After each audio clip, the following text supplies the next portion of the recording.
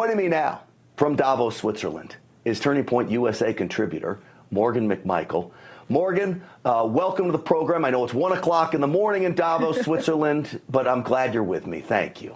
Thank you so much for having me, Graham. Happy to be here. So first and foremost, you said something to me before the show. These are the elitists that are going to dictate how we live our lives. Not only did they fly in on private jets, but they're walking around with what kind of bags? We've seen a lot of Hermes bags, Birkin bags. Now, these are worth more than the median household income in the United States. We're talking $50,000, $60,000 a bag here, people.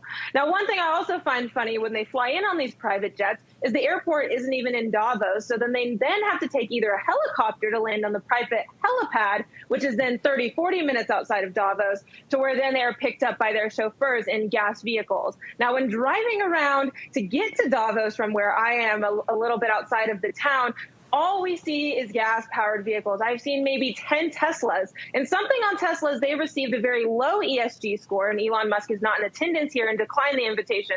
So that's something also quite hilarious that I find. Yeah, it's interesting that Elon Musk declined the invitation. I remember Joe Biden had a summit on electric vehicles, and he didn't even invite Elon Musk, who has like the #1 electric vehicle manufacturer in Tesla. But good news for Elon Musk for not showing up. Not good news for everybody there, though. And I'm glad you are on the ground, because it's time we start reporting on what's going on.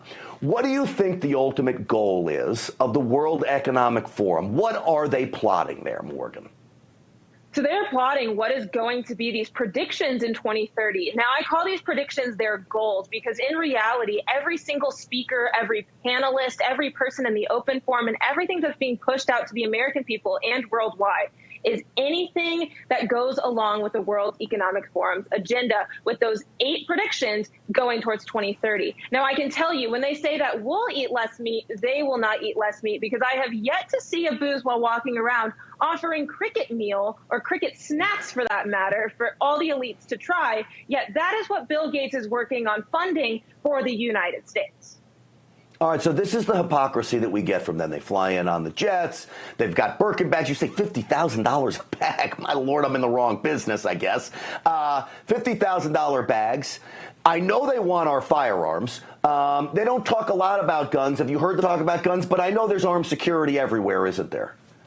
I've yet to hear any talk about global security or what they want to do to our individual liberties. But the main thing with the World Economic Forum is they want to dismantle Western civilization. And that's where the United States, we are a problem because we have a constitution which gets in the way of them being able to dismantle our Western civilization, our individual liberties. So with that, in our security, we have the right to bear arms. When we go in, we had to go through a security checkpoint where they did scan our passports on the second day, coming and scanning every single passport of cars coming through. Once we arrived, there are armed guards on site walking around, police everywhere, police even undercover escorting certain guests. We have now identified different badge colors. So the white badge with the blue strip on it is someone of more high importance that we have seen. And then also on top of that, there are men seen in the mountains and on roofs, all armed. So this place is locked down in the middle of nowhere, Switzerland, where no one has access to but these elitists. I mean, us with Turning Point USA and maybe a couple other independents are the only news on the ground. All right. So, Morgonn, when we talk about what we were just seeing with some of the speakers, they talk about the climate change, and it's really all about compliance and how they want you to comply. There are American corporations there. Can you run me through some of the names of the American companies that are there, and probably not only there just because they have to be, but because they want to be and are even eager to be there?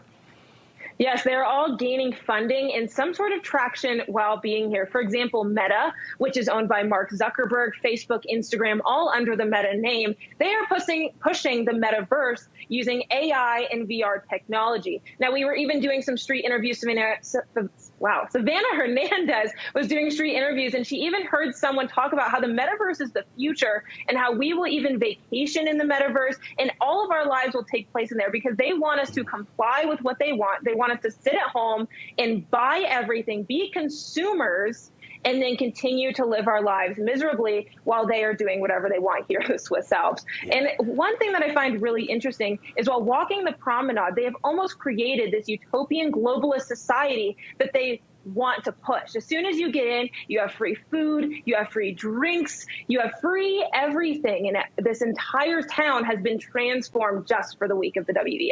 Yeah. I promised you if they got their way, the free stuff you would be getting would pale in comparison to things you would buy if you were able to have opportunity and go out there and get the jobs that you actually want instead of working the jobs that they make you work. I mean, this is the society they want. It literally goes back to old-fashioned communism. Morgan McMichael, thank you for filling us in on there. Keep us posted this week. This is an important story, and I really appreciate you and Turning Point USA covering it. Absolutely. Thank you, Grant, for having me on. Absolutely. My pleasure.